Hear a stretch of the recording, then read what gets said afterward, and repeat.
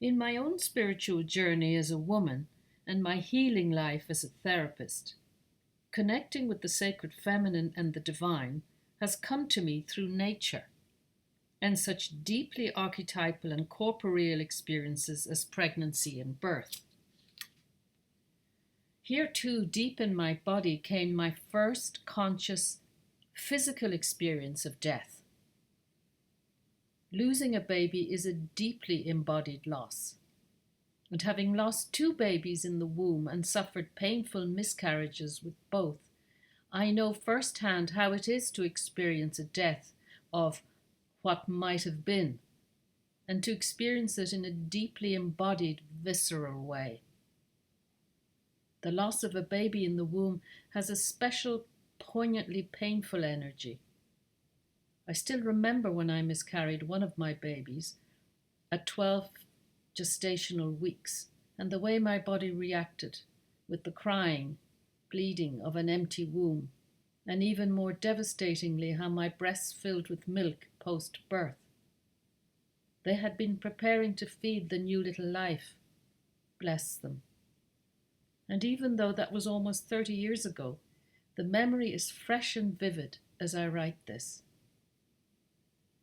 It seemed to me then, as I sat weakly on my bed, breasts overflowing with milk that would never nourish, that I was filled with an excruciating physical paradox impossible to accept or contain.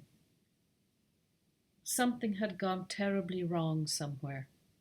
Carrying birth and death at the same time in my body defied the laws of nature and logic. It wasn't to be understood and could only be endured. I was reminded of this harrowing pain and paradox many years later, after the death of a love relationship before time, when I wrote A Death in Summer. Green and buzzing with life, summer had arrived barely 7 days when you left me.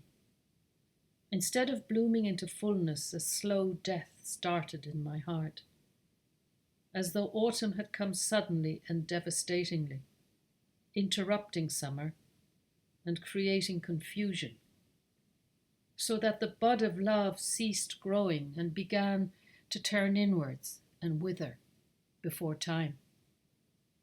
And it reminded me of another before time, when the tiny seed inside me that had taken hold in the snow turned back when spring came, turned back the other way toward death, so that when summer arrived that year, there was no baby, only tears and an empty womb heavy with new loss. And when all around me was in full bloom, it seemed that I was out of step somehow, a thin, sad figure in a time of flourishing life and long days.